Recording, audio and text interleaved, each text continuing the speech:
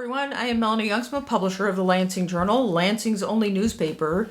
It is our mission to keep our diverse community informed and connected, and that is the reason we show up at village board meetings. This is especially important during times of transition. You might recall at our last video of a village board meeting, that was Mayor Brian Hardy's first meeting as mayor, and so we reported on some changes that he made to the leadership at Lansing Public Works.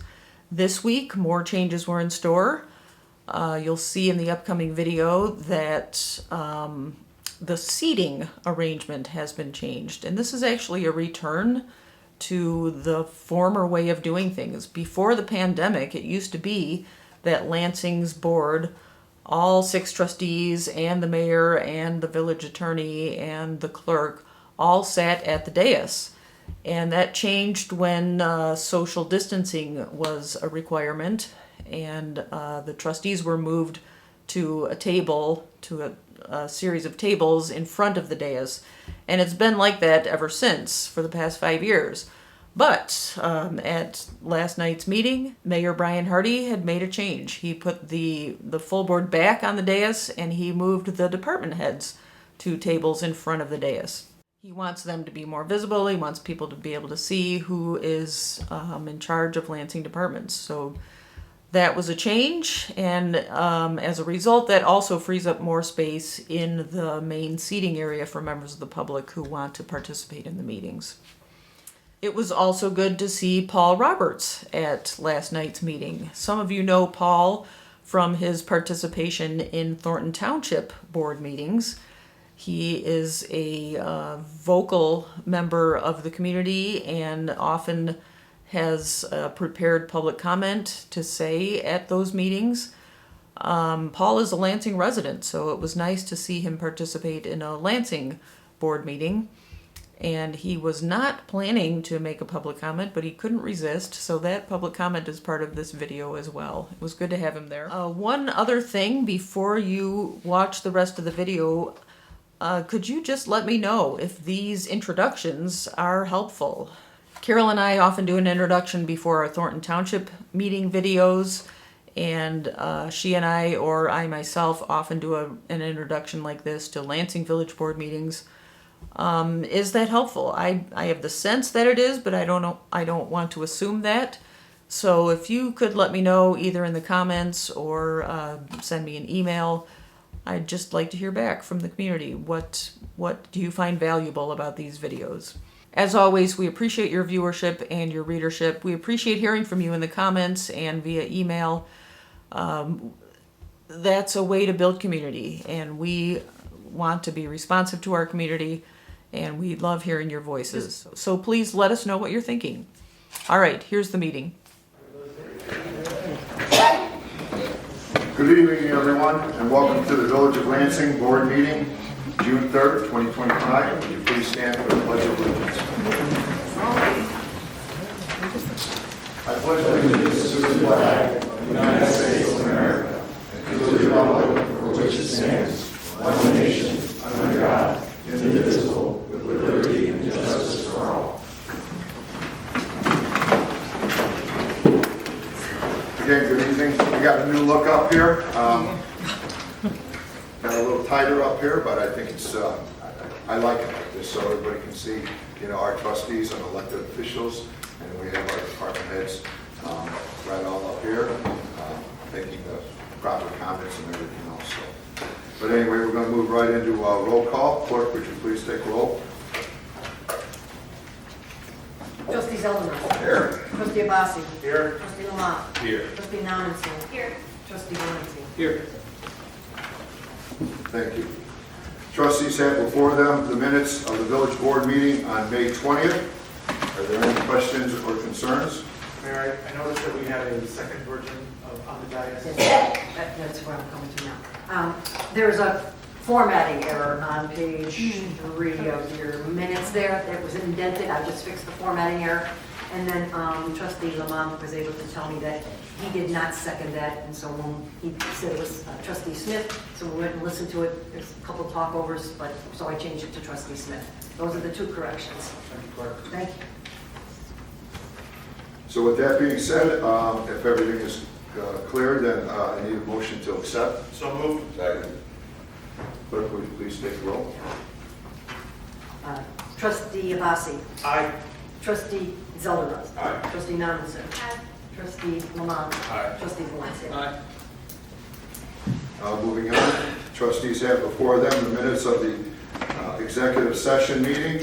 Are there any questions or concerns with those minutes? If not, I need a motion to accept. So moved. Second. Clerk, please take the roll. Trustee Abbasi. Aye. Trustee Zelderos. Aye. Trustee Nominson. Trustee Lamont. Aye. Trustee Valencia. Thank you. Moving on, under the mayor's report, I do have one. I have a resolution number 1484, appointing Marcus Hart as a member of the Human Relations Commission. Marcus came before us 2 weeks ago to the trustees. The trustees had his bio. If you needed to reach out to him, great. I'm glad that you did. But Marcus is here tonight, and very focused for Marcus. And if I can have a motion to accept. So moved. Second. Okay, we got a motion and a second. All in favor? Or, I'm sorry, roll call. Trustee Zelderos. Aye. Trustee Valencia. Aye. Trustee Nominson. Trustee Abbasi. Aye. Trustee Lamont. Aye. I'll get used to that. So, congratulations.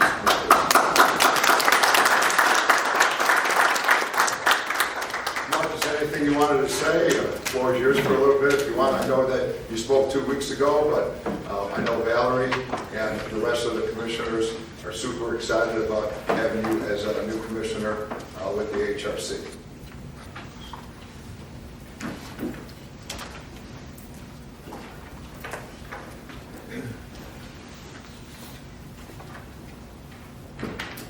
Good evening, Honorable Mayor, trustees, official staff, residents of Lansing.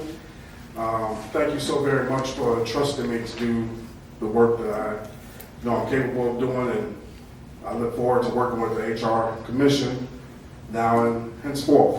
Thank you for entrusting me with this grand opportunity to make our village a little better, step by step. Thank you so much. Thank you.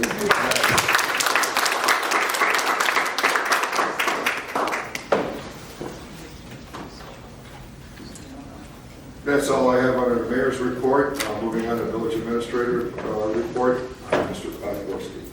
Thank you, Mayor.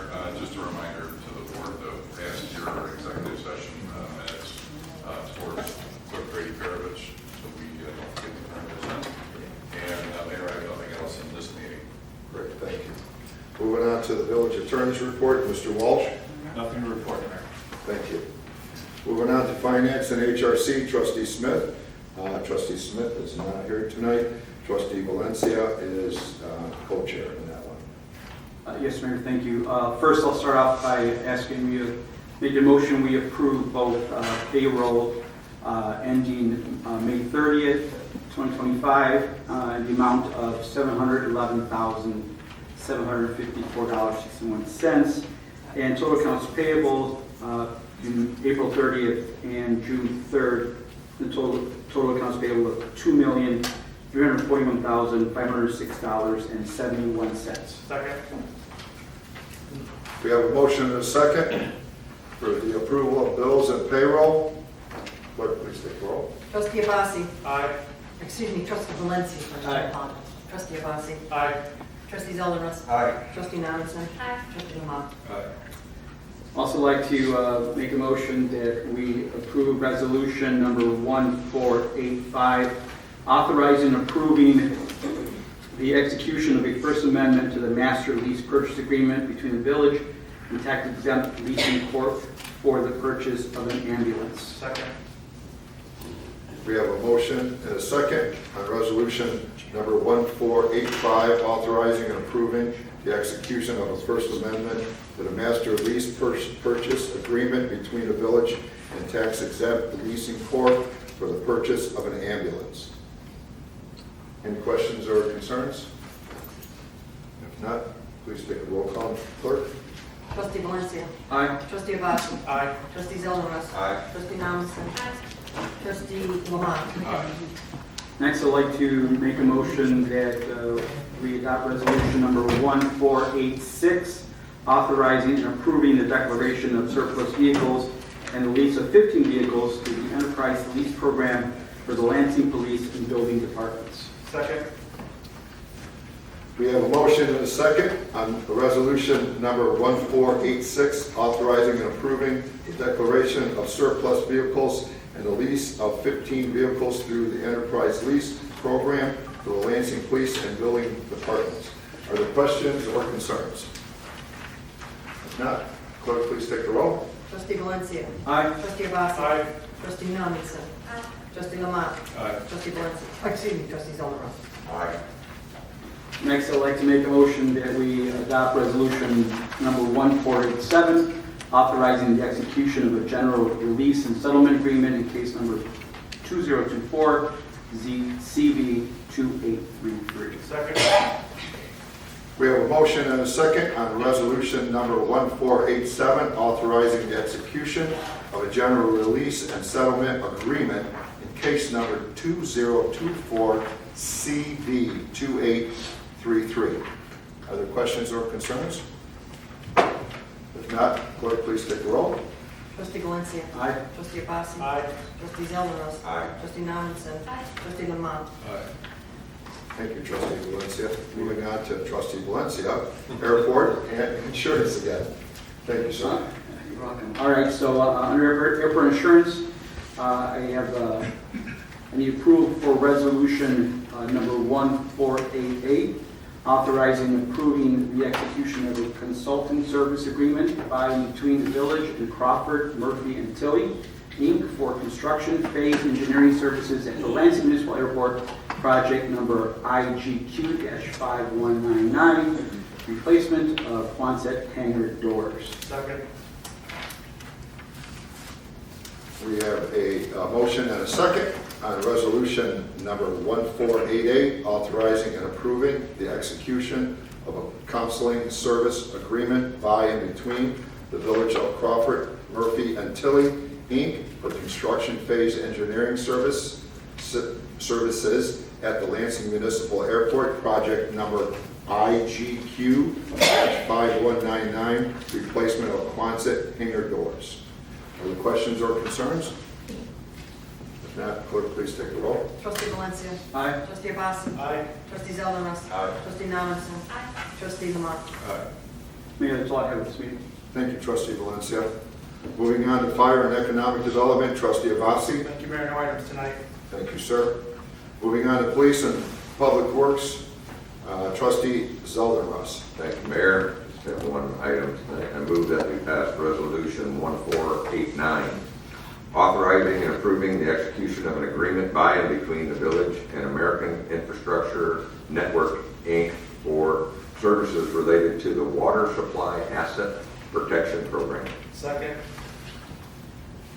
We have a motion and a second on resolution number 1489, authorizing and approving the execution of an agreement by and between the village and American Infrastructure Network, Inc. for services related to the water supply asset protection program. Are there questions or concerns? If not, clerk, please take a roll. Trustee Zollner. Aye. Trustee Abbasi. Aye. Trustee Melanie. Trustee Lamont. Aye. Trustee Valencia. Aye. Mayor, that's all I have for this meeting. Thank you, Trustee Zelderus. Moving on to Building, IT, L&N, and Marketing, Trustee Lamont. No report at this time, Mayor. Thank you, sir. Moving on to Youth Center and Venue Operation, Trustee Nonson. Nothing this evening, Mayor. Thank you. At this time, we're going to open this up to public comment. If you wouldn't mind stepping up to the mic, please address yourself with the name and the address, and we usually give you 5 minutes, so, but, thank you. Yes, my name is Kerry Belcher. My address is 18640 Bernadine Street. And I'm coming in today about ill-ruly neighbors in the village. And for over the last 3.5 years, I've been having a problem with my neighbor. Now, when you buy a house, you don't know who your neighbor's going to be, but you try to play along with it and be, you know, so violence is possible. But the name that I have, it comes in all types of the night with the loud music. I'm talking about music where you can hear from one block to the next. And then it has a driveway right outside what makes the walls vibrate, the windows vibrate, and everybody's complaining about it, but I live on an older block. So the older people are kind of a little bit nervous to come down and speak, so I'm speaking for them. You know. And now, on April the 18th, you know, we actually had a fist fight out in the village, you know, and, you know, it was like embarrassing to me, you know what I'm saying, because I'm 52 years old, and I'm not 17 no more, but this is a younger couple living next door, you know, and, you know, trying to show them the way they look, man, you know, we all gotta live here, ain't nobody got no more than the next person, we wouldn't be here if we did. And, I talked to Officer Casey, I don't know his name, but I talked to him yesterday. He came down and we couldn't make contact with the neighbor. And so what it is he's parking things like tires, clothes, all kinds of stuff up against my fence. Now he stood there and watched me build a fence probably about 4 years ago. Now it gets into it. I actually left it about a half a foot off the property line. So he's doing things like this to antagonize me, you know, so it was a fence that he put up, and they had me to take it down. Now I come home from work today, and it's back up here again. And I've been meaning to come down here for the longest of this, but when it started to get into fist fights and all this, I'm trying to get in front of it. I'm not outside, and I'm trying to get in front of it before something turns worse than what it did. So you said a fence went up today? Actually, it's a makeshift fence. It's like a piece of board, but it got a wedge between me and his property. And clearly, you can see that you can't have that like that, you know. And, Yeah, you know, what I'm going to direct you to is, of course, our Chief of Police, Al Phillips, who's in the back there, sir, and then Zoran, our building inspector, or commissioner. I think, you know, maybe we can kind of hopefully, Zoran, you know, before, because if people are putting up like fences, you know, you still got to get permits and stuff it's like like a that. So- makeshift fence. It's like a piece of board, like don't come back in my backyard. So hopefully we can keep this peacefully and resolve it. So I think with the Chief Phillips and Zoran, I think we can go ahead and hopefully fix this problem. So, all right, let's try it. We'll try it that way. All right. Thank you. Well, Appreciate you know, it. to say, we're in the village of Lansing, it ain't just my problem, it's all of our problems. Hey, amen to that. I would say you're absolutely right. There's no doubt. All right, We want to thank keep y'all peace in the for your village, for sure. Really appreciate it. Thank you. Hello. Hello, how is everybody today? Hello, Lisa. Can you please? Lisa Karajczyk, Korajczyk, Lansing Public Library Director. I just came to let everybody know that block party is this Saturday, 5 to 8, and everybody needs to be there because our new beloved mayor is going to be in the dunk tank tonight. And we're certainly looking for others who would like to take a turn. Going once? Going twice? I volunteer, Mr. Sanabasi. I'm sure his children would love the opportunity to dunk him in the tank. We're going to try and get somebody. All right. So we look forward to seeing everybody there. We're going to have food, there's games, there's music. So 5 to 8, we'll hope to see everybody there. And everybody in here too, okay? Thank you. Thank you, Lisa. Good evening. Hi, good evening. My name is Pam Edmondson. I reside at 18068 Exchange. I'm here, I'm concerned with the infrastructure of the streets. I noticed last year you guys did a lot of paving on Esplanade, between 180th, all the way to Indiana. And I'm just one block over, and I noticed, I took pictures of the, actually in the street, but against the curb. So I just want to know if I'm responsible for getting that work done, or is the city responsible? You're talking, is this the pavement? The actual street, yes.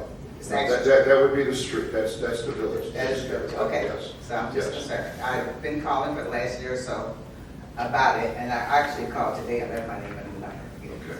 And you, did you call Public Works? Or- Yeah, so I'm calling Public Works all the Okay, time. great. And then we got Earl O'Neill, who's our supervisor down there. Okay. Earl will be able to give you his card, and he'll take down your contact. Okay. And we'll definitely see what we can do. We are definitely always trying to get a large pavement program going. We have started it.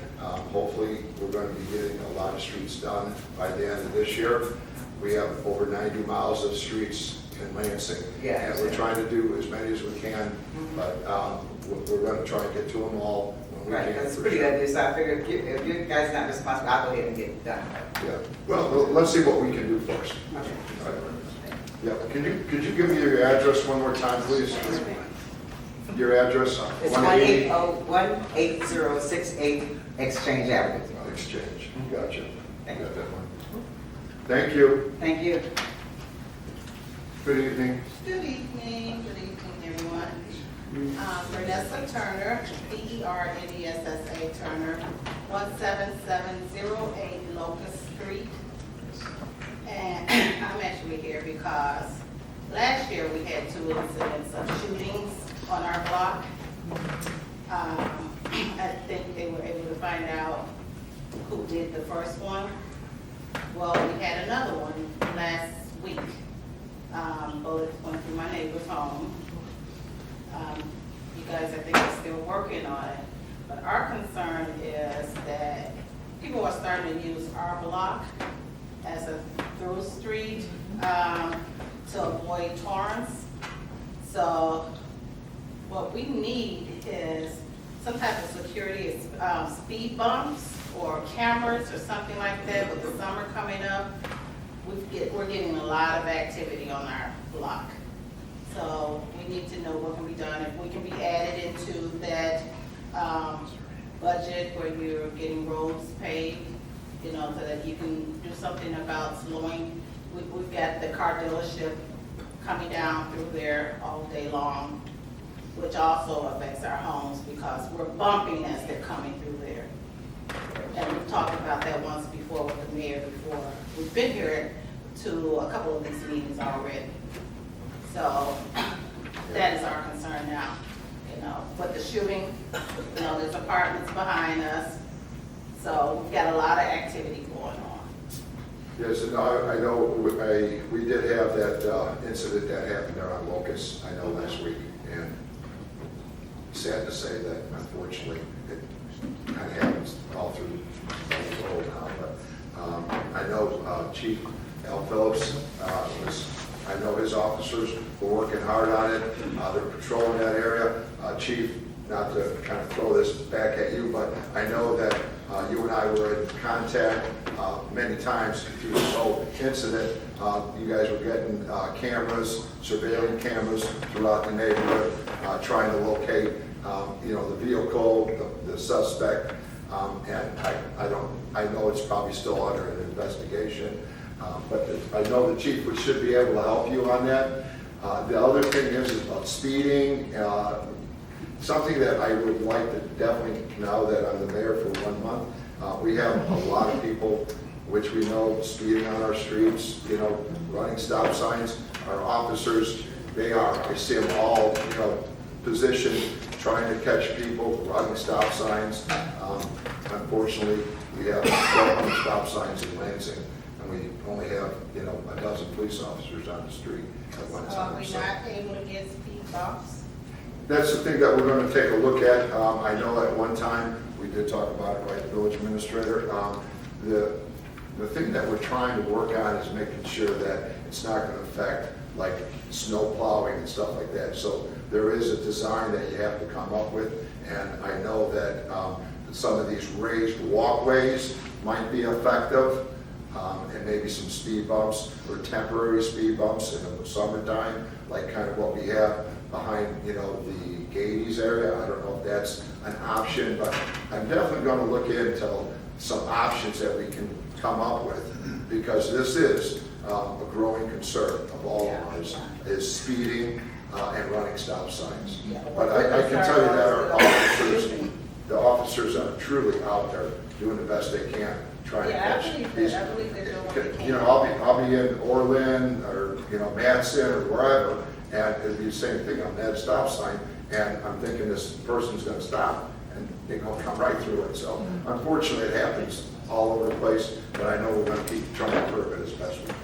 And then on the speed bumps, I promise you, I'm gonna work on something to get this implemented into the system. Are we doing any cameras around the village? Chief, we do have cameras, I know, around in certain areas, correct? We do, but we don't use those for speed enforcement. Right, yeah. Yeah, I understand that, but like I said, I'm mostly concerned about them using that back street, shooting, at each other. We have those apartments, there's things going on around there, and they're using our streets to shoot at each other. Yeah. Chief Al Phillips is definitely going to be the best solution to help us with that problem. Okay. All right, well, Thank thank you. you. I appreciate it. Anyone else with public comment? If not, any of the trustees have any old business? Any of the trustees have any new business? I'd like to make a motion to adjourn to committee of the whole. So moved. Second. Clerk, please take the roll. Trustee Abbasi. Aye. Trustee Valencia. Aye. Trustee Zelderman. Trustee Nonson. Trustee Lamont. Aye. Thank you, clerk. By the way, if you appreciate local news like this, especially if you are local to Lansing, Illinois, you should subscribe to our local news email. It's free, and it helps us, and it helps you too. Subscribing is the most consistent and convenient way to get all the local news we publish. It doesn't depend on algorithms or SEO or other high-tech voodoo. It just shows up in your inbox for free every morning. Click on the link in the description below or on the QR code on the screen somewhere and sign up today. Thank you. Moving on to the committee of the whole meeting for June 3rd, 2025. Clerk, please take roll call. Trustee Zelderman. Here. Trustee Nonson. Here. Trustee Abbasi. Here. Trustee Lamont. Here. Trustee Valencia. Here. Okay. Trustees have before them the minutes of the committee of the whole on May 20th, 2025. Are there any questions or concerns? If not, I need a motion to accept. Second. Please call the roll. Well, I'm going slow, so I'm not going to be, Trustee Abbasi. Aye. Trustee Zelderman. Aye. Trustee Nonson. Trustee Lamont. Trustee Valencia. Aye. Thank you, clerk. Moving on, mayor's report. I have nothing under the mayor's report tonight. Village administrator, Mr. Podgorski. Thank you, Mayor. One item here this evening, and that is discussion and consideration on a design phase services engineering agreement with Crawford Murphy and Tilly. Now, at an earlier meeting tonight, we approved a construction phase engineering services agreement with our airport engineers for the Quonset hangar door project. This is a different project. It's IGQ 5002, and this is the long-running snow removal equipment project. And because we have a couple of new trustees on the board, I went back and grabbed a memorandum that I wrote for the board for June 14th of last year. So if we could just, if everybody would like, just take one stack and pass it down. So for Trustee Nominson and Trustee Lamont, it's just some background information. So about 3.5, 4 years ago, the village received a $445,000 grant from Illinois Department of Aeronautics. It comes with a $45,000 match, so a total of $495,000 in funds available. The grant was earmarked for snow removal equipment. That's why you'll see on some of the documents, IGQ 5002, you'll see SRE in parentheses, snow removal equipment. The village at the time identified that we wanted to go out and pick up a snow removal truck, a snow plow, a wheel loader with a bucket, and a loader-mounted snow blower attachment. We ran into all kinds of issues with manufacturing requirements and not many vendors submitting bids. We awarded a bid to Alta for the wheel loader with the bucket and the loader-mounted snow blower attachment. That took up $368,879. So we were working with about $120,000 left. We then went out to bid for the snow removal truck, and Bunnell was the only, and this is in your memo I just attached, or I handed out to you. Bunnell was the only vendor who bid on the snow removal truck, and they bid at $390,000, well in excess of the $120,000 we had left. At the time, we thought that was just too much of an ask for the village to have to kick in. We did have some trucks that were operating in the airport. So the memo you have in front of you is a recommendation from staff to the board last June to reject the bid from Bunnell and use the remaining grant funds available on attachments for the wheel loader or other existing snow removal equipment. That motion was adopted. We rejected that bid from Bunnell, and so we still have a little bit left on this snow removal equipment grant. And rather than give it back to the state, we decided, all right, we kind of went back to the staff and said, okay, what else can we use this on? We really kind of put this on Tom Gorski, our airport maintenance supervisor. So Tom's recommendation was that we pick up a couple of smaller sectional snow pushers, and that's what you see up on the overhead screen. I believe there is a 17-inch snow pusher and then a smaller 11-inch snow pusher that we can use in certain snow events. Tom probably would do a better job of explaining how you use these snow pushers than me. Would you mind giving us just a brief explanation on these? Sure. The 17-footer would be attached to the new front end loader that we took delivery of last October. For down like between the hangars, really can't really work the snow blower too well through there. It's not really snow. And the second snow pusher would attach to our John Deere smaller front end loader machine. So two machines will be working at once to push the snow. So that way, most of the money won't go to waste, and both tractors will be put in use. Okay. And if I said 17-inch and 11-inch, I'm not 17-foot and 11-foot. I mean, I might spring for that. We're kind of doing some. Yep, some math there. So anyway, so this is, these two snow pushers will essentially utilize what's left in the grant dollars without us having to kick in much more than the $45,000 that we were required. So Crawford, Murphy, and Tilley, as our airport engineers, have crafted an amendment to the agreement for engineering services. That's what's in front of you this evening. We're recommending that we get this item on the docket for the next meeting. This will get the bid process going, and this will help us procure those items. And I think that kind of explains it. I'm happy to take some questions if you have any. This has been a little bit of a challenge, but I think staff did a pretty good job of figuring out how to use, get the most out of this money. Thank you, Administrator. Just to be clear, we're approving next meeting, potentially, approving CMT to prepare a bid document and change the design phase.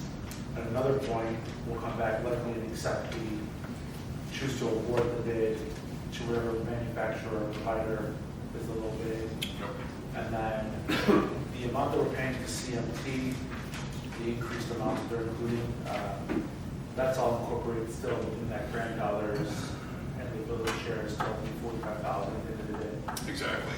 The design phase agreement gets the project moving, gets us out to bid, and Trustee Boston, you're absolutely correct. The monies that we would pay to CMT are included in the $445,000 plus $45,000 match. Are included in the overall grant dollars. Great, thank you. Trustees have any more questions for Administrator Podgorski? If not, then let's make sure we get that on the next board meeting for approval. Thank you, Mayor. I have one other item, not on the agenda, but Finance Department asked me to remind everybody that 2025 vehicle sticker sales are ongoing. The Municipal Center will be open extra hours during the month of June, every Saturday, from 9 a.m. to 12 p.m. Finance Department staff is available to process your vehicle stickers in addition to our normal hours from Monday through Friday from 7 a.m. to 5 p.m. And just as a reminder, vehicle sticker rates double starting July 1st and they triple on August 1st. So Get your stickers. yep, it's your stickers. Mayor, that's all I have to say. Moving on to our village attorney's report, Matt Walsh. Nothing to report, Mayor. Thank you. Moving on to finance and HRC, and for Trustee Smith, Trustee Valencia. Thank you, Mayor. A couple items. Start off with the first item, the both be addressed by Finance Director Hannigan. First item is the fiscal year 2025 year-end review and the budget kickoff.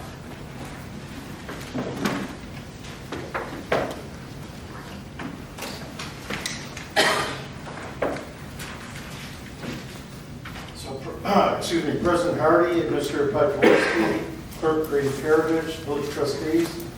It's time for another painful experience from your Finance Director that will generally be presented with some good news for recently completed fiscal year. Overall, on a preliminary basis, before accruals, and when we talk about accruals, we have things like sales tax rebates that take some time to determine what that amount actually is because of the delays from the state of Illinois. Not probably surprising to any of the elected officials. But in 2025, our fund revenues were $38.363 million, and I'll kind of run through each of these fairly quickly. Against budgeted revenues of $38.084, so we were about 101% of our budget on the revenue side. On the expense side, again, we present every year, and that's what we're going to present to you in about a month and a half of what I call a balanced budget. So our fiscal spending in 2025 was about 91%, which is attributed, and I'll show each department's performance during the last fiscal year. This represents about $3.2 million. So our revenues over expenditures was about $3.5 million, less about $2 million of accruals. You'll see I've got a bullet in your handout that it looks like we're looking at somewhere between $1 million to $1.5 million of a projected surplus. Again, I want everyone to understand this is on a preliminary basis. We still have a lot of year-end work to do. Every year, the books stay open for about 60 days after the end of the fiscal year in April, and I expect we'll see some of those expenditures still coming through. But most of these numbers should be generally correct. To give the board a quick reminder, especially for some of the newer trustees, where we were a year ago was about $37.3 million on spending of 33. So revenues and expenditures are both up about 1.1 million, or about 3%. The reason I bring that up is our expenses as a village go up about 3% a year, primarily because of medical costs, which have increased for, as everyone knows, across the entire country, and because of our CBAs and all of our salary increases across the village. We need to continue to look at opportunities, and I'll talk about a couple of those later, to offset those expenditure increases so that we have revenues offsetting each year, so we can continue to try to have surpluses each year to use for things like capital infrastructure, all the things that you as trustees know we need to reinvest in the town, whether it's streets, sidewalks, all the things that we'll talk about as we pass this year's fiscal year 26 budget. Real quick, I wanted to just touch base. You'll see I've highlighted in your handouts some things in yellow. We continue to have a delay of Cook County property taxes. Again, it's not surprising. Everyone's experiencing it. This number of about 90% is usually in the range of 94, 95. You always have some fall off on property taxes, as everyone knows, because of foreclosures, tax sales, whatever. But we're about $500,000 light on our property taxes from Cook County and another $500,000 on the pension line. So I just want the board to kind of understand that as we put together a budget, you have to create things that are contingencies in any budget. In our case, it has to do with the delay of cash receipts from property taxes from Cook County. And as this board knows, since I've been employed in Lansing, it seems like we have this every year. So it's certainly not unusual. I wanted to just touch real quick on sales taxes and give the board a summary.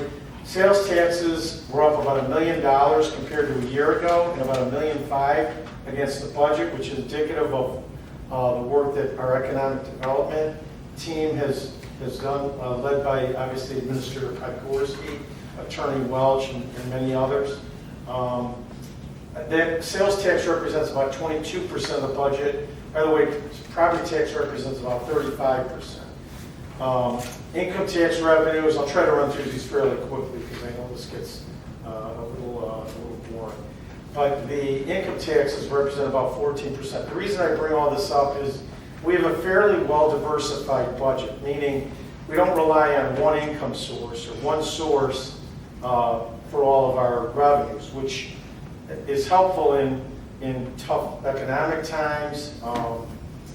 Obviously, economics, being what they are, affect all of those revenues, but I think it's a tribute to Lansing that we do have a diversified revenue base. Running to spending, and by the way, if anyone has any questions, just tell me to stop. I'd be happy to stop. Trustee Bassi? We kind of always talk about the property tax delay from the county. Can we just, for a second, I just want to understand that. Is it that we're dealing with property owners that are not paying their Cook County tax bill, and so we're waiting to collect those eventually, or is this truly just Cook County administratively not giving us the money? It's a combination of both. So part of the issue that you have with Cook County is when they process bills, and we usually get our payments in lumps, they tend to, every day, Lori Nyland does this for me in my department. She'll look and see at our emails that we get from Cook County, and it just seems like we always have monies coming in. It may be from the delay of the property owner, but very often you'll see a bigger pool of cash, and it can't come from one property. It's going to come from Cook County. So I hate to say it, Trustee Bassi, I wish I had a better answer, but this number that we always target, which is this number here, should really be, as I said, closer to 94, 95%. This number is never going to be 100%, but over time, that number does get close to 100% as properties get transferred, as they go through ultimate sale or transfer, and ultimately those revenues come in.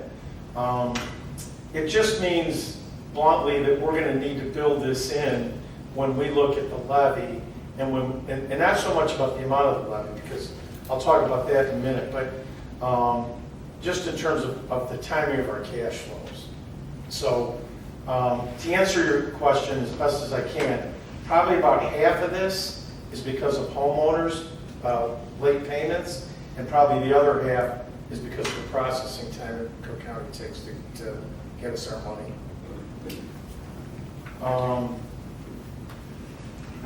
Looking ahead to our expenditures, I wanted to give a quick snapshot. We're about 91% of the budget for the year. Every department, as I've been telling the board on a quarterly basis, is below their budget.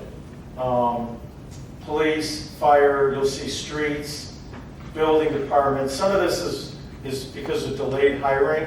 So that's, I think, something that can be explained. Water and sewer is about 70%.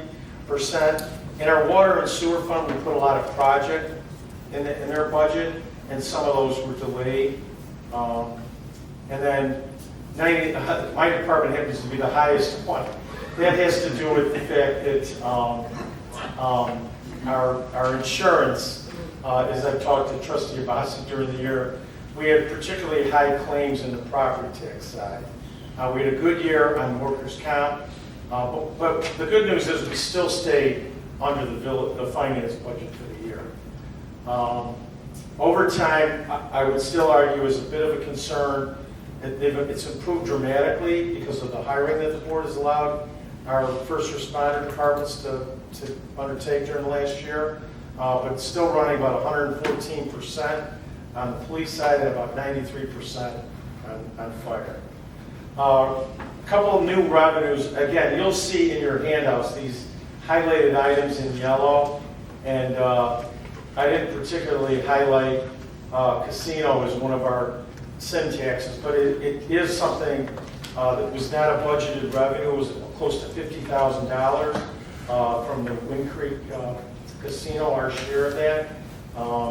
We also, as the board is aware, put in a new annual business license fee.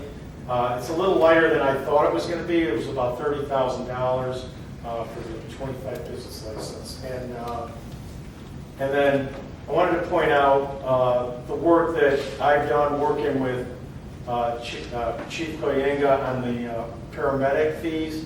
You'll see this has become now probably our fifth most important source of revenue. The three that I mentioned on sales, income, and property taxes. And we have a utility tax that's probably our fourth biggest, and you'll see that number. The utility tax is an interesting thing because it's again, diversified within itself because it's nitro gas and ComEd. ComEd obviously sending us more receipts in the summer, NICOR in the winter.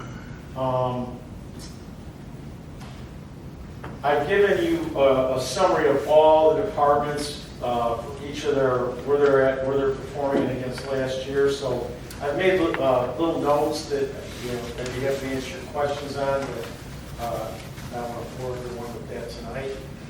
Just real quick, I'd like to touch base on the water and sewer fund because the water and sewer fund, as we all know, the cost of water, like all natural resources, goes up pretty much every year.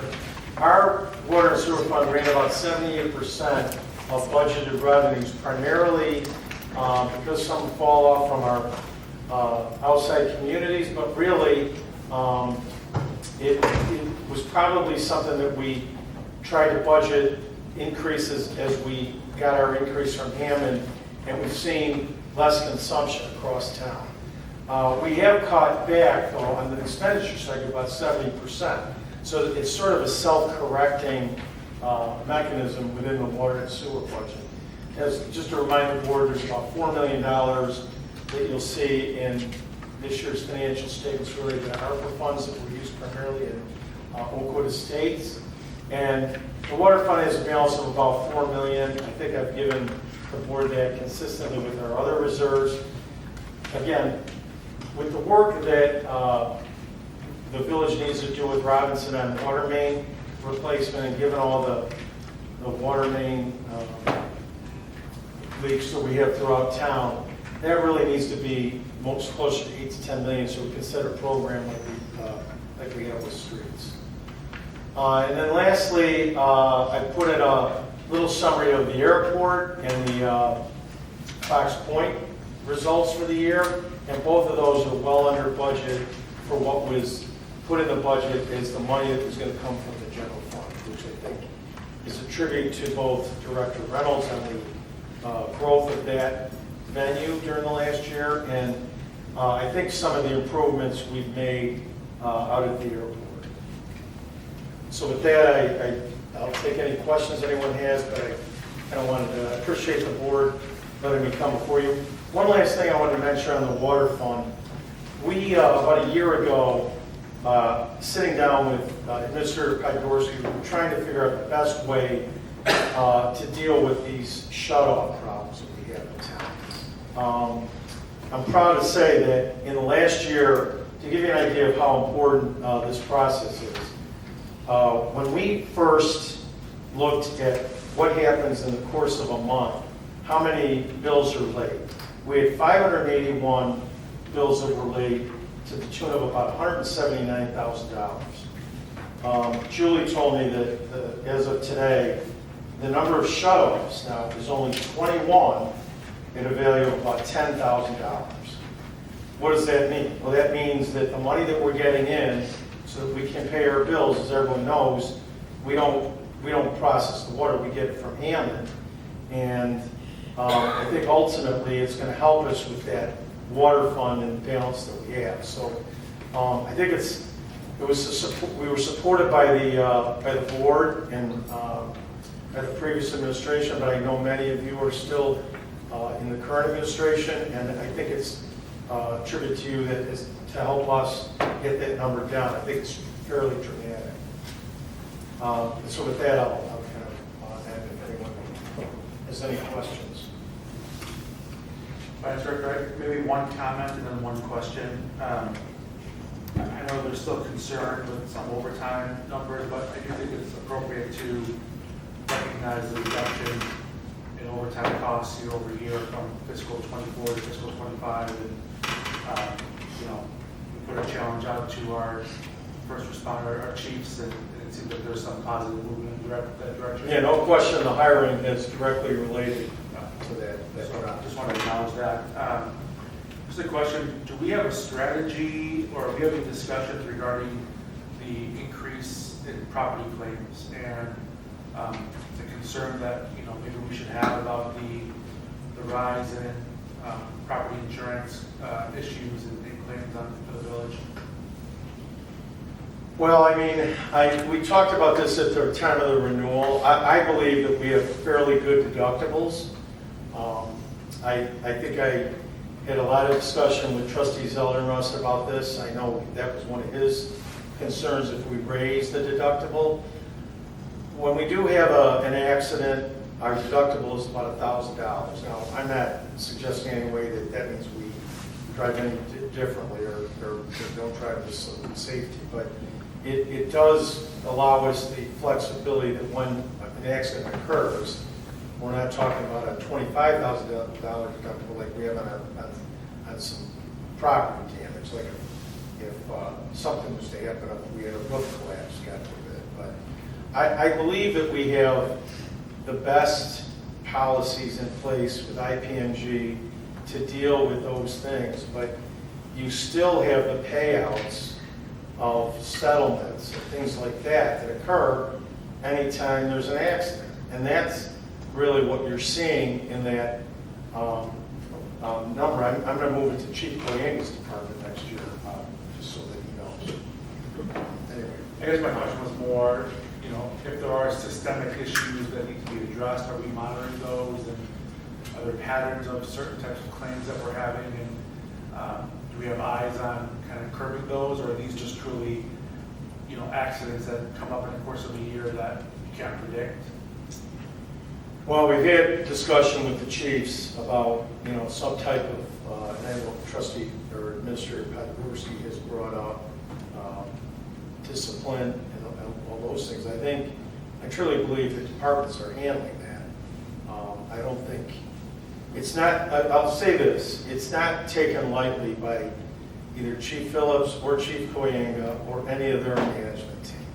Every time I get one of these, they're generally right on it, and they have given me the information so that I can get it to IPMG.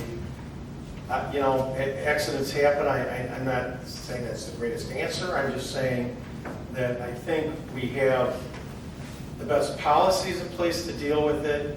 The answer is we need to drive better or slow down. I'm not sure which. I've been told I need to do both myself. So, Likewise. anyway. Maybe just to chime in, maybe we can Tom Collins from Mesero when we do our renewal, and even before that, maybe he can give us, again, it's always good to compare benchmarks against other municipalities. Maybe he can get some of that information for us, some of the other municipalities that they insure. He can give us an idea about, you know, are the number of incidents that we're dealing with, number of claims, is it in line greater than or less than what some of the other municipalities are? I think that probably would be, a good indicator. Certainly. And generally speaking, we've been at the low end of that. We've just had, we've had a bad year on the other properties. Finance Director, do you want to go over the budget kickoff? Is that it? No, I wanted to take a minute and say, we're also going to, I still need to set up some meetings with some of the trustees in their respective departments. We have met with police department and fire department. We're a little behind because of the combination of issues. It's really primarily the election and we are going to have a new process using OpenGov. So it's taken a little more time to load in. As the board knows, about 70% of our budget is personnel and benefit matters, medical, salaries, etc. And we just loaded that all in today. So it's taken a little longer. So that's why I haven't reached out to some of the trustees, but I will be doing so in the next few days. So our budget will need to be filed with Cook County by the end of July. I believe that we will be ready to present the final budget to you as a board on July 15th. Thank you, Finance Director. We also have another item here, COP. Do you want to go over that? Yeah, so before you have COP ordinance. COP is another infamous government acronym, which means Certificate of Payment. We go through a process to the Village of Lansing's credit. About 12 years ago, they passed an ordinance which allowed the village to get paid for any amounts owed them when someone leaves town. In other words, when a property gets transferred, whether that's violations from our building department, whether it's police tickets, or even things like a water bill that hasn't been paid. I'm asking the board for a bit of an extension from 3 days to 5 days so that we can properly get this around all of our departments and still get it to the seller and buyer before they're closing. 3 days is just a little tight. One of the department heads or one of these reps that do this for us might not be there, so I'm asking for 3 days. But it is important, I'm asking for $150 for every certificate of payment that gets processed, because it's to cover, this is not a profit holder. This covers our filing fees, it covers, I have 2 people in my department that, we had almost 1,000 of these certificates of payments last year. And it's required us to hire a person and a half to cover this. It's just, I mean, think about that. That's almost 3 or 4 property transactions a day, and on business days, it's almost 4 a day.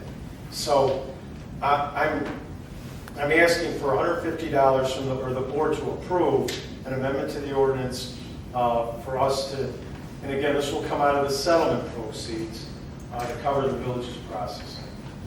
And I think there's a few other things in there, but most of what's in there is just an extension of the time and then a charge for the process. Finance Director, can you tell us if this is common practice with other municipalities to charge this fee, and are we in line with what we charge, you think? Well, I can, yes, we did some research. I can speak to the town that I live in. The town that I live in charges $5 per thousand. And what does that mean? If you sell your home for $300,000, just so the math works, that means the fee would be $1,500. Now, it's under what's called a real estate transfer tax. Lansing was precluded from doing that because of a grandfathering under that law. And again, to the village's credit, the ordinance was passed, as I said, about 12 years ago. And my only complaint is it really didn't cover the village's cost to do all this. Okay, we work with Attorney Welch's office on a lot of these closings. We'll run into tax sales, all sorts of issues whenever there's a series of, anytime a property might get transferred. Generally speaking, those aren't, I'm setting the problem properties, but it's also when it's just a run-of-the-mill closing, my personnel in my department have to reach out to every department head to make sure that we cover all of the fees that the village is owed. And by the way, these are fees the village has been often owed for maybe as far back as 3, 4, 5 years. So, again, to answer your question, Trustee Abbasi, other towns generally have what's called a real estate transfer tax. We're not in any way asking for that. We're just asking to cover our costs of helping buyers and sellers get to a closing. Finance Director, if we were to adopt this ordinance, this would go in effect as soon as the adoption of the ordinance? Correct. I would like to go in effect immediately. And if you, as a board, are willing to put it on the meeting on June 17th, it will go in effect that week. Trustees have any other questions? All right, I think we put it on the Thank you. agenda for the 17th. Thank you, Finance Director, for all your hard work. Thank you. Mayor, that's all I have. Thank you, Trustee Valencia. Our report on insurance, back to you, Trustee Valencia.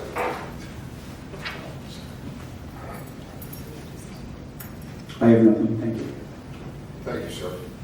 Fire and Economic Development, Trustee Abbasi. There are no items. Thank you, Trustee Abbasi. Moving on to Police and Public Works, Trustees Aldermas. Yes, Mayor, I do have one item. Before we get to that, I just want to assure the Finance Director that any presentation about the village funds is much preferred than insurance review with charts and graphs. Update us on the important things about money in the village. Thank you. Tonight, we need to hear from our Supervisor, Brian White, as it has to do with proposed new Motorola radio system infrastructure for the 911 center. All right, Mr. Mayor, elected officials, Mr. Pogorski, I'm going to introduce Brian Weiss to you, but before we do so, I think we all understand that we have our own dispatch center in Lansing, and we are so very fortunate for it. It's one of the best things that we have going for us, and I believe Chief Wanga would agree with me. It's invaluable to our officers. The dispatch center knows us, they know our officers, they know our firefighters, they know our citizens, and they give us the best possible service that we can have. So keeping our dispatch center is one of our primary purposes here and what we're looking to do always. Brian has put us in line to do that. He's kept us ahead of the curve. He is fantastic in what he does. I can't speak highly enough of him. I don't understand all this, so please, we'll leave it to him. But Brian has put us really in a great shape. We are well ahead of all of our other surrounding dispatch agencies, and when it comes down to it, if we have to absorb others, we will, but he'll tell you we're going to be the last man standing. So I'm going to turn this over to Brian. Thank you, Chief. Appreciate it. Mayor Hardy, Administrator Pogorski, Clerk Perovich, trustees, thank you for this time tonight. Building off, and thank you very much for the kind words, Chief. I'd like to talk about the Motorola radio system infrastructure replacement. All right. So, real basic. How does our radio system work? Well, radios are used to provide the assistance our citizens need. We dispatch the help that they need. The officers or firefighters get there, and then everything else that happens on the scene.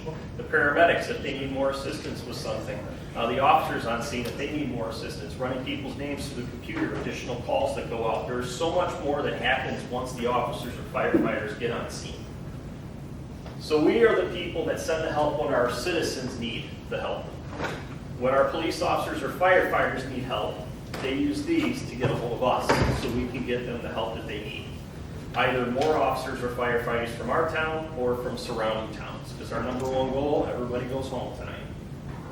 The most important piece of equipment, arguably, that an officer or firefighter carries is their portable radio.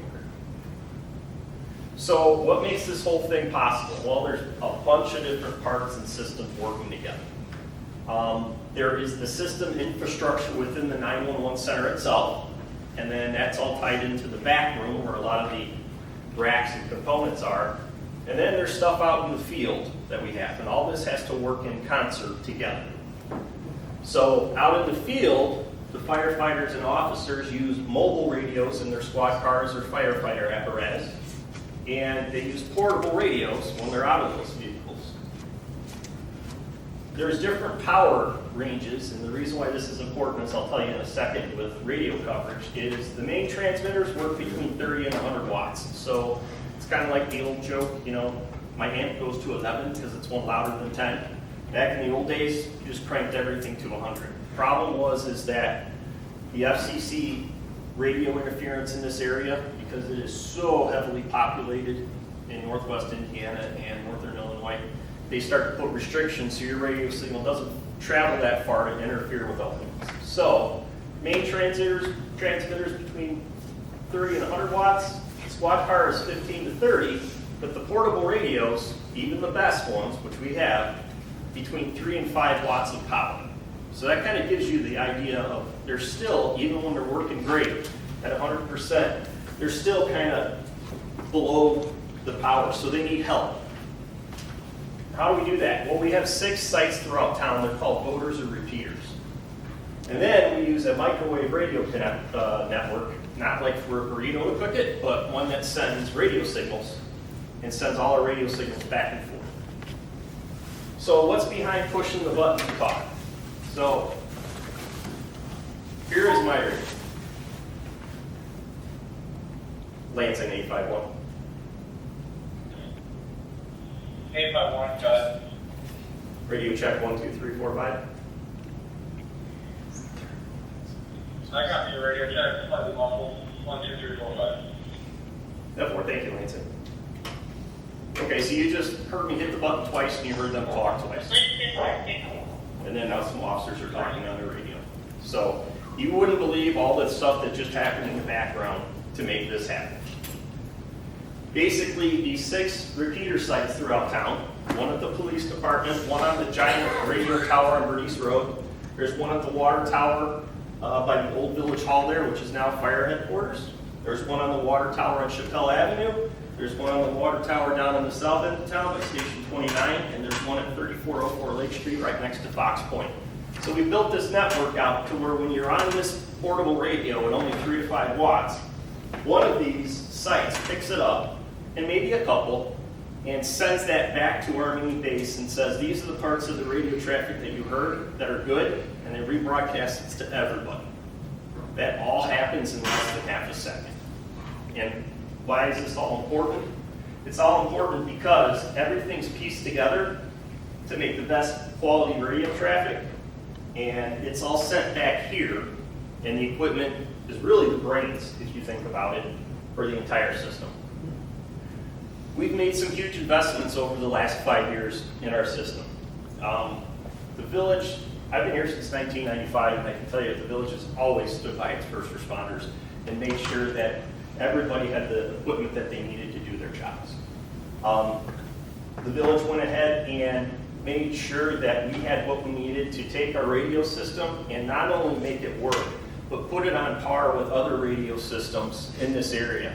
In fact, we are on par with some radio systems such as the Cook County Sheriff, and we can connect with the Cook County Sheriff and with the statewide emergency radio system network. When we did this, we had to make sure everything worked together and supported our future needs. Very complex project. Unlike everything else, we couldn't turn this off. It still had to work as we switched each part in and out. This still had to work 24 hours a day. So the best course of action was to work from the outside in. Start on all the infrastructure outside, portables, mobiles, repeater sites, voters, microwaves, slowly work our way back in. And now we're at the 911 infrastructure itself.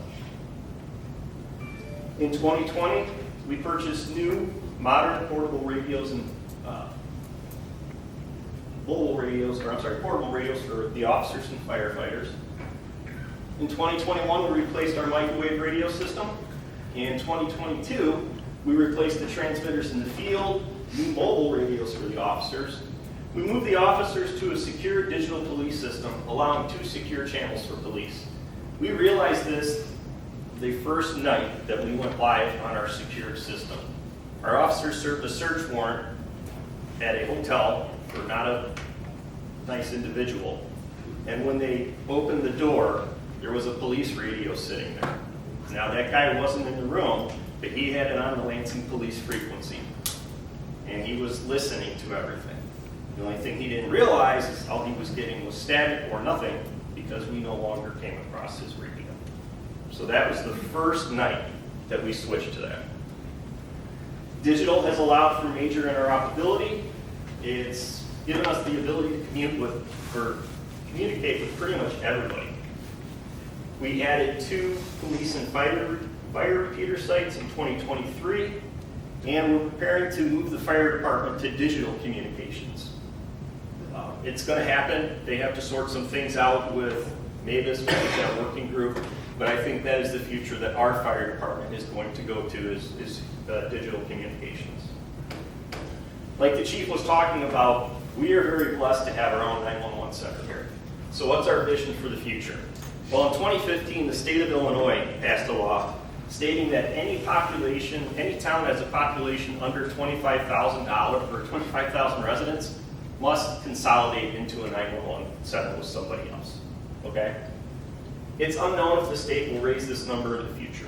So far, it's been 10 years. There's not really a lot of talk that I've heard about it, but you never know. But we have a clear and consistent vision for our center and for our town here. We are going to be the last man standing. We are going to serve the residents of Lansing. If we have to, we will take another agency's 911 center on and continue to provide Lansing residents the services from Lansing Dispatch. We would be able to collect revenue and user fees from the agency that we are starting to dispatch 911 for. We've put ourselves in the best possible position to be on par, like I said, with these major centers. We're ahead of the curve. We're actually, I have in here, we're ahead of most single agencies. I would actually challenge to find another agency in our area that's a single agency that is in a spot like us. Orland Park is pretty close, but we're ahead of a lot. We really are. In order to do this, we have to compete and stay viable. We can't fall behind the curve. With all this technology, this is a situation to where if you're not on top of it, once you fall behind, it's too late. It's already too late. Trying to catch up is almost impossible, and the prices of it are just through the roof, even more so trying to go back and doing it. If we don't compete, we'll lose our center. And that's basically what it comes down to, is that if we can't provide the services that other combined dispatch centers provide to their customers, then we could lose our center. So what would happen is that calls from help from Lansing residents would be answered by someone sitting in a combined center in another town. And Lansing police and firefighters would no longer communicate with Lansing. They would be dispatched and communicate with someone sitting in a combined center in another town. We have one focus. It's the village of Lansing, and I intend to keep it that way.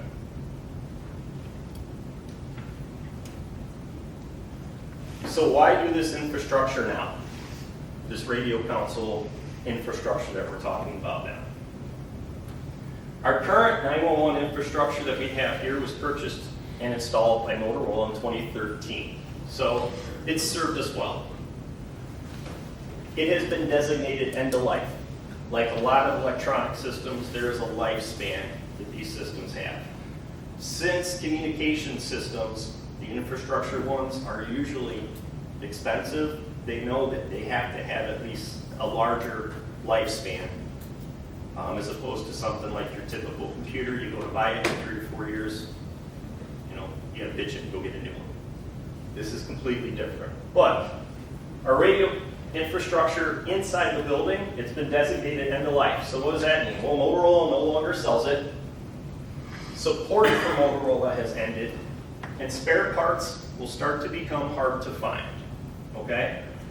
Recently, a door unit malfunction control unit, and Chicago Communications Minor Electronics, who services us, they had to scrounge around and they found a used switch at another facility in order to get us back up and running on that door control.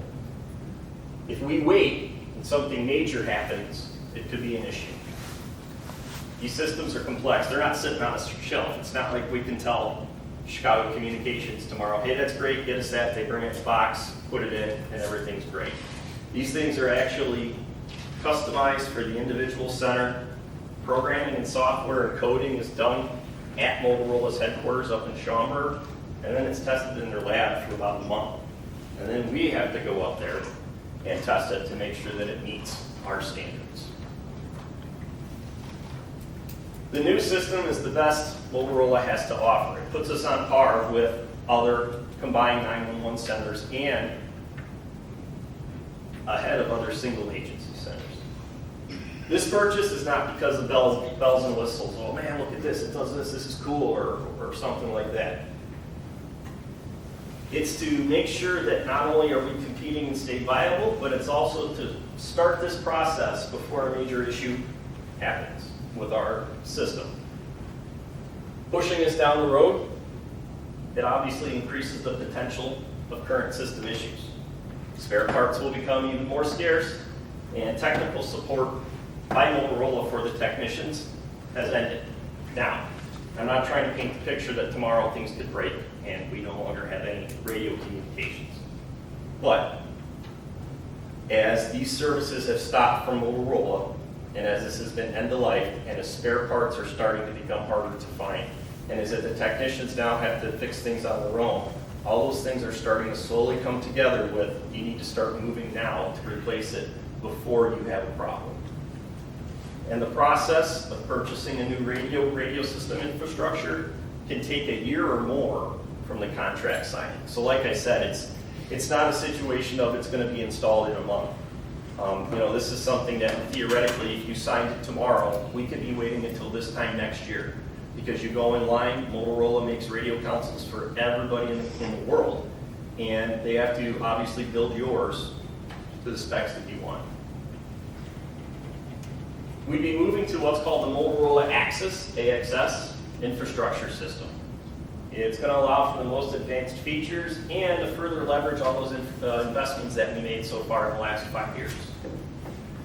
It allows us for the direct connection to the Cook County radio system and the statewide Illinois radio network, which is StarCom 21. Okay? It provides for future fire department dispatching enhancements, including the future move to digital. Everything's going digital. Everything has gone digital. The FCC is actually going to force everybody to go digital pretty soon.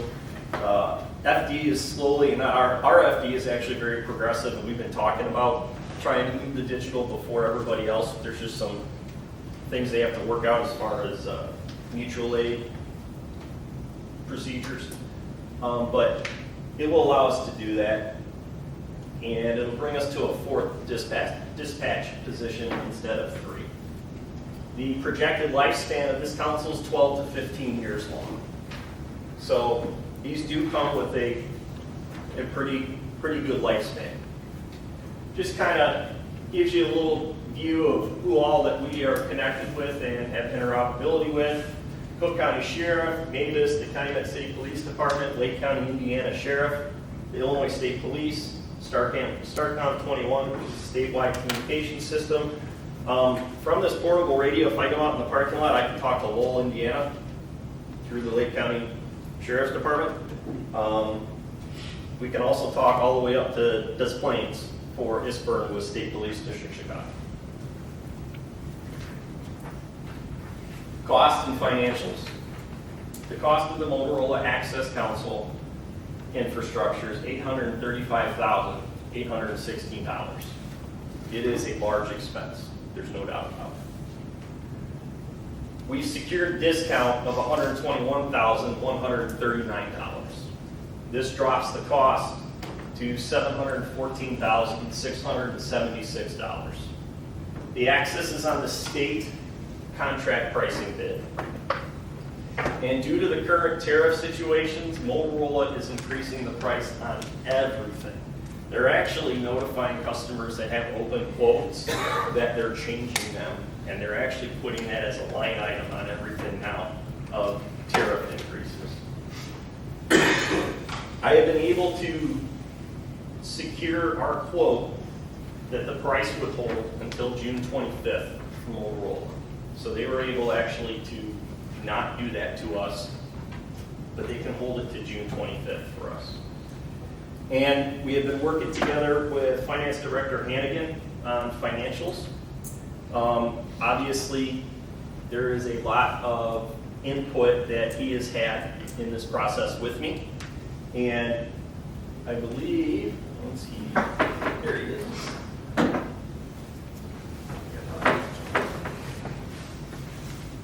So, board, it seems like every time we're spending money, I jump to. So, Brian, we, as the board probably knows, we have a separate 9/11 fund. There is adequate funds to cover the cost of this system. We have about a little less than $865,000 in that fund right now. In addition, Brian receives through what are called surcharge taxes, or surcharge revenues managed by the Illinois State Police of about $40,000 a month. So the cash flow in the new fiscal year will be a little less than $500,000. One of the things I've spoken to Attorney Welch, we would like for his fund to pay for half the cost, and then we would arrange other funds to do a arm's length loan, which will have our interest rate set by First Illinois Bank, our primary bank, and then over the next 2 years, that would be paid back so that we don't use all of his money. He can run his budget the way he always has. Because this is, as Brian said, it's a large capital expenditure, and I think it's in the village's interest to help his fund get through these next couple of years. While that future cash flow comes in, as I say, about to the tune of about $480,000 a year. Thanks, Brian. I just wanted to point out, I really appreciate Brian's help with all of this. There's a service and a support contract that also comes with these types of equipment. Like all connected systems, a yearly service support plan is required now. This isn't just with Motorola and the radio system, this is with almost everything, our CAD system, a lot of different things. These things would address potential issues that would come up, and also new firmware and software. We release a new firmware and software all the time. I don't know how many times your cell phone says it, iOS, whatever's updating, or Android. It's the same thing with these systems. So Motorola actually requires you to have a service plan. We recommend that we select the advanced service plan with this council just because A, it's a large investment, and B, the system is actually monitored by Motorola 24 hours a day. They'll actually know if there's a problem before we do. And if an issue comes up, it's addressed right away. And if a new component is needed, it's sourced immediately. They usually have spare parts at different areas. One of them is O'Hare Airport and a couple other locations throughout northern Illinois, to where Motorola has designated kind of a small warehouse of these parts that they can source these really quick for the Advanced Plus service plan. Buying the system includes the first 2 years of service for us. If we don't go with the advanced service plan, when they release these firmware and software upgrades, we won't get those. Motorola makes sure our system works, and that if something's wrong, they'll tell us, but we won't get those future software and firmware additions that would allow us to even further connect or even have better interoperability with our other agencies. So what would happen is that if the Cook County Sheriff themselves put out a firmware to say, hey, in order to talk to our radios and now leverage this feature our radios have, all you got to do is refresh your radio console and install the firmware. Well, we didn't pay for that. Okay, so what do? Well, now we go back to Motorola and say, hey, we want that. And Motorola does like most other agencies, unfortunately. They go, sure, you've had the console for 3 years. We want last year's service plan and now buy this year's service plan. So it's much cheaper to do it first. With this contract, we lock our pricing in for 6 years, and these are paid through the 911 fund. Years 1 and 2 are included with the purchase price. The year 3 service is $72,650.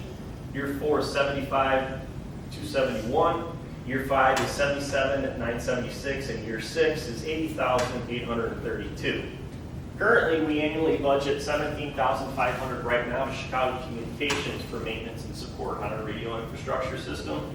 We wouldn't have to pay that, so you would take these numbers and just subtract $17,500 from it because we're already budgeting that amount anyways. So this is a major expenditure, I know it is, but I think it really places us in the best possible position that we need to be. We're going to be able to compete and stay viable, and Lansing has a reputation of being one of the best, and we do, and I'm very proud of that.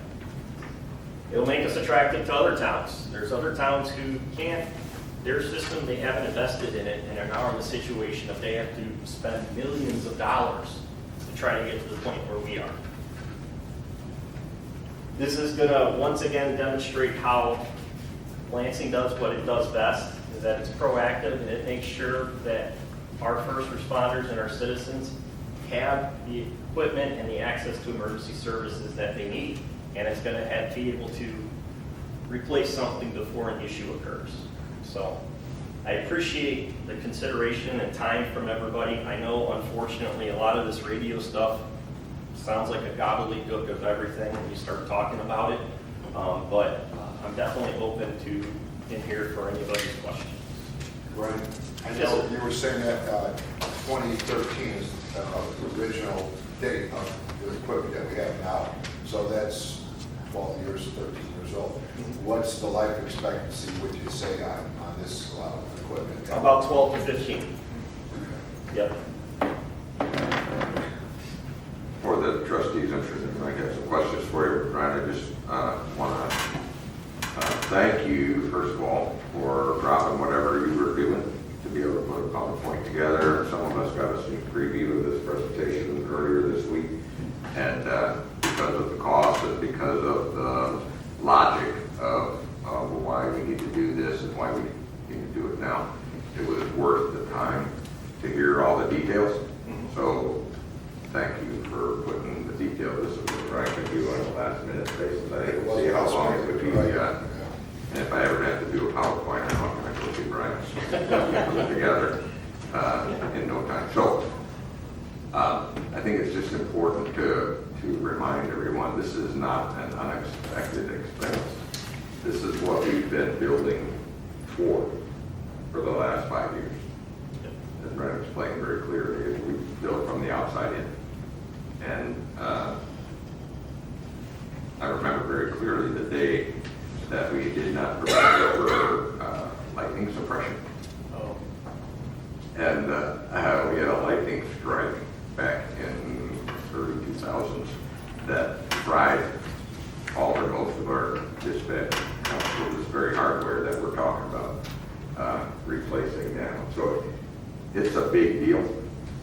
And all of those things were addressed. And I know that these systems will be protected properly, but there's something very special about an officer on the street in a dangerous situation being able to click his microphone and talk to a dispatcher.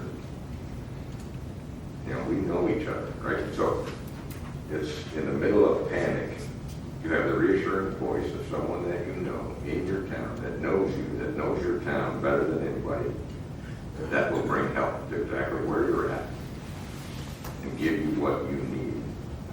The very thought of going to another situation where you're just one of a number of towns that get service when they have time scares me that we would ever be in a situation. So we dedicate ourselves to this system to keep Lansing viable, to keep Lansing cutting edge, so that we have the benefit of all of your expertise, but for the state of mind, for the getting our officers and firefighters home safe at the end of the day.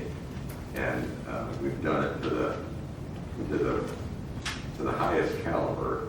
Brian interacts with the chairman of the state committee on a regular basis, and has written grants for them as well as for us. So the expertise is outstanding. The system that he put together is the way it should have been built, the outside in, and this is the last step. So we asked him to do a presentation because of the price tag, and just to reassure everyone, not only the board, but all of our folks in town, why we do what we do and why we've done this particular presentation, but propose this purchase at this time. So good job on the presentation. I think you answered all of my questions. Thank you, sir. And Trustee Zelrus, I'll say, you've been the trustee the last time that I've been here for our police department. As you said, this was always anticipated, certainly the last 2 years. So if the board looks at our budgets for the last 2 years, that's how, again, to Brian's credit, he has invested as he showed you, but the last 2 years we've built that money up. That $865,000 came from his budgets the last 2 years in anticipation of this very expense. Again, as you said, but I think it's a credit to you as, I think, our trustee on our first responders the last 3 years. Sure. And quite frequently, my question is, okay, this is good, where's the money going to come from? Right, and that's already been anticipated for years already to bring it to this point. So that's just a background. Anybody have any other questions for Brian? And Ron, like you were saying, last man standing. Yep. I know a lot of other municipalities go to, I believe it's Econ. Some of them do, yes, out west. Right, and so, I mean, with that being said, I mean, if you gotta be directed to them, there's a lot of municipalities, in that dispatch. So I'm sure when calls come in, I know that they're taken care of, but it's probably a priority. So with this, like you said, it's in-house, in-home here. As soon as that caller calls in, we're getting dispatched out. There's not like possibly a step like another municipality, you know what I'm saying? So I'm just saying that this here, having it in-house, last man standing, it's a great resource for our residents. Yes, thank you. It is. And again, I know, it's a big ticket item, but it's a ticket item that, to me, is going to support and help the Lansing residents, in need, when that 911 call is coming in. Yep. So, Absolutely. Thank you. again, I appreciate it.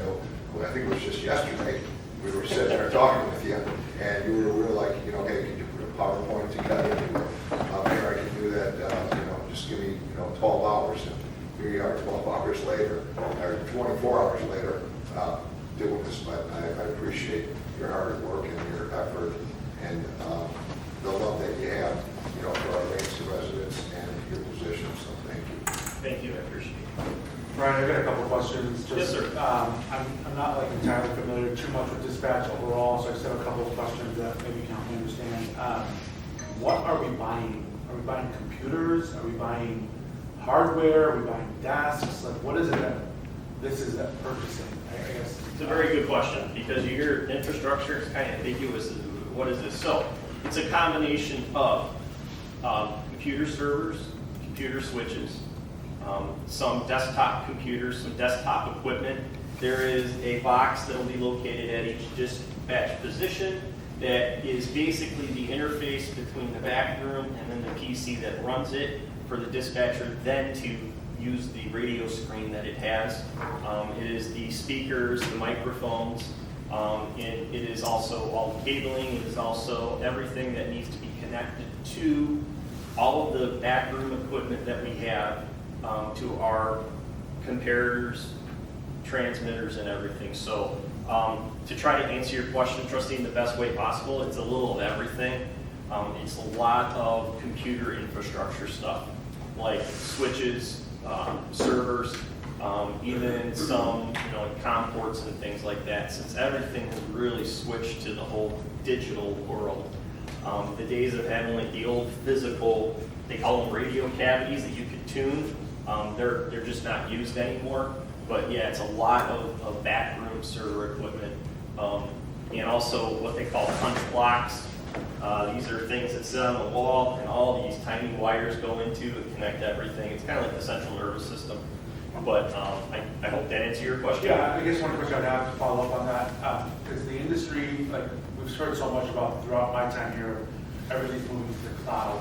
Yes. Has that ever happened within the dispatch world where we're relying less on hardware infrastructure and more on cloud systems? Yes, actually, it's, that's one of the things that I brought up in a potential discussion for either this budget year or next budget year, potentially in a capital improvement. They have not done that with the radio systems yet, but the state is actually, the statewide 911 administrator's office is actually recommending that dispatch centers go to a hosted 911 center platform like you're describing. Very minimal equipment here. Everything's done through a connection through a secure emergency services only internet connection with the state to Motorola. Of course, you pay Motorola the service price for it. The nice part about that is that if anything breaks, it's their stuff. They have to fix it.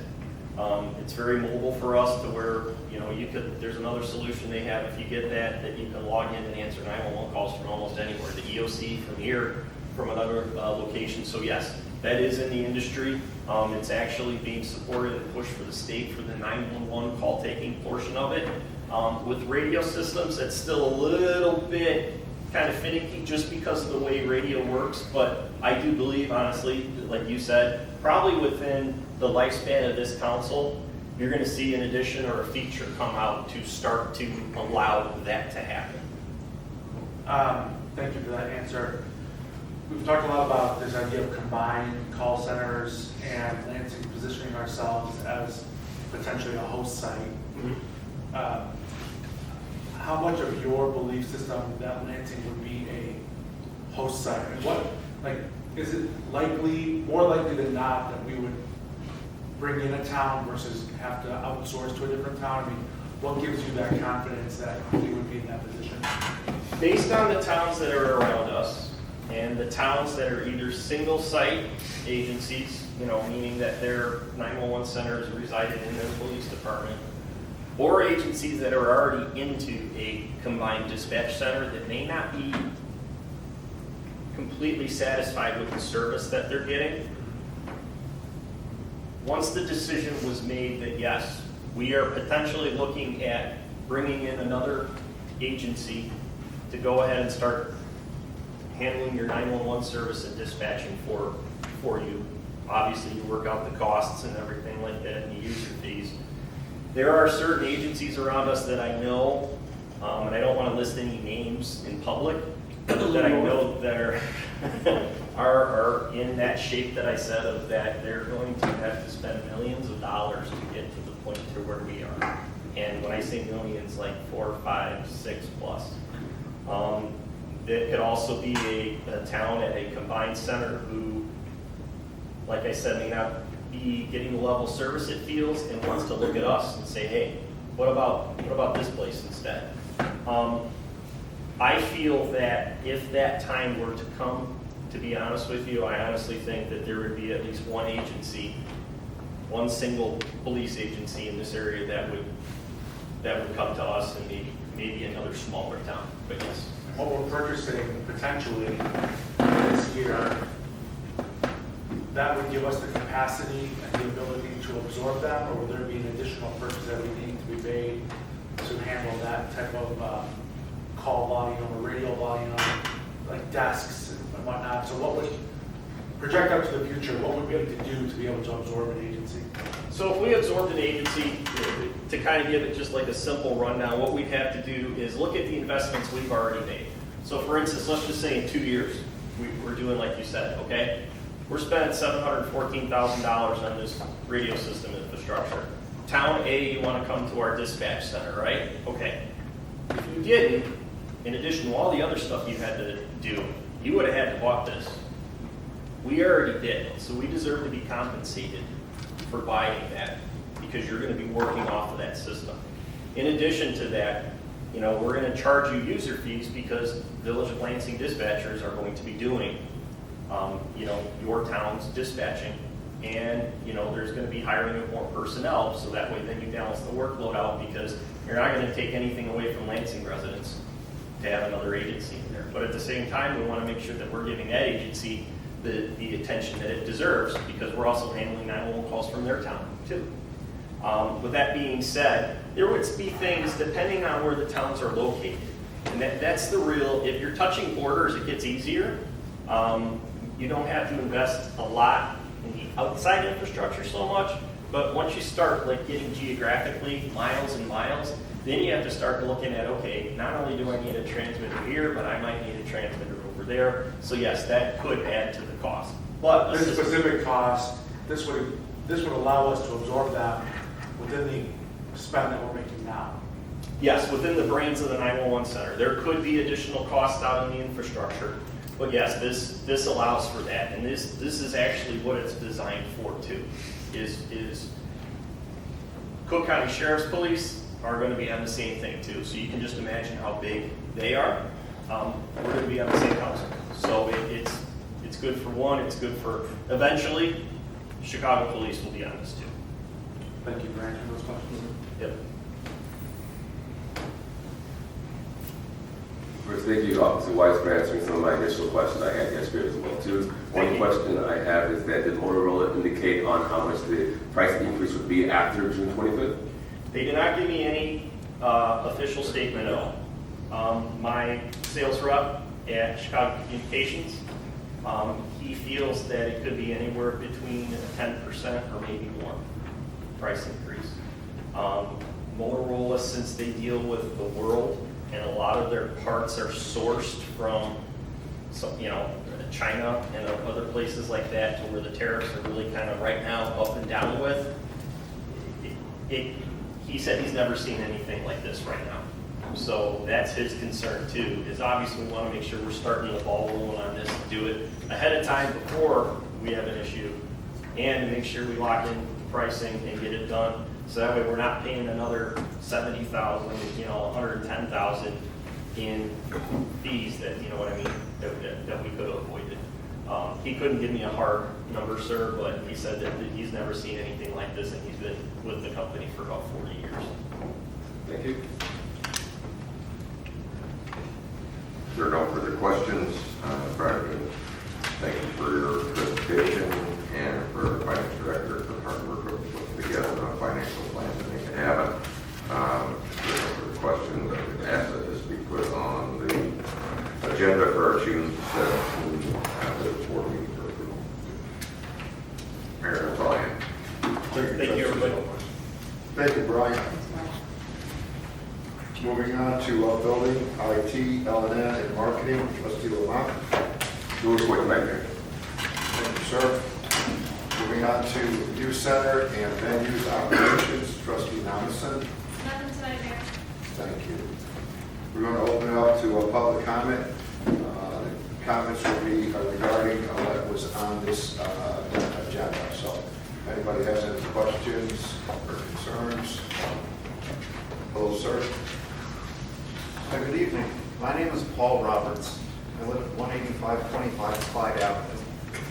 My family moved here 7 years ago, and one of the big reasons, after looking at property taxes, we had a hunch that Lansing was managed much more professionally than most of the surrounding communities. This is the first time you've seen me, so I've had nothing to complain about. But I have been involved in computer hardware sales and service since 1988. And whenever I hear a long sales pitch, I'm naturally skeptical. So pardon me for asking a question which might be stupid, but I believe the stupid questions are those that are never asked. Right from the start, we considered a Motorola 911 system. Do they hold a monopoly in this market, or do they have any worthy competitors? I am assuming that for something this important and this expensive, competitors may have been weeded out early in the process. But that was the only thing that was not addressed in your presentation. I can answer that. Sure, okay, thank you. No, Motorola is not the only company. Motorola, there's also Kenwood and Icom, just off, they're the, Kenwood and Icom are not as big as Motorola is. Our entire history with our department is built on a Motorola network and a Motorola infrastructure. The statewide 911, the statewide emergency radio system network, STARCOM 21, is actually a Motorola service that is leased by the state of Illinois. So the state of Illinois knew that it wasn't the people to actually build something, so they went to Motorola and said, hey, I need a statewide radio network from the top of the state to the bottom, north, south, east, west, that people can jump on it, and if they have access or pay for it, they can talk to everybody in the state. And the state went Motorola, so they're on the state contract price. Okay, it's just like a corporation that's an IBM shop instead of an Apple shop. Well, Motorola, they have a reputation of being the best. Sure. And there's a reason why, if you look at other departments in northern Illinois, hardly anybody uses Kenwood or Icom. They are usually out west, like in California, for the Kenwood stuff. There are sporadic agencies that use it, but at the end of the day, Motorola has a great history. Motorola is the system that the state uses. It's on the state contract bid price. Like I said, Motorola was the one the state approached to build their network, and Motorola, the state pays them for the network. We've had just a great history with Motorola ever since I've been here.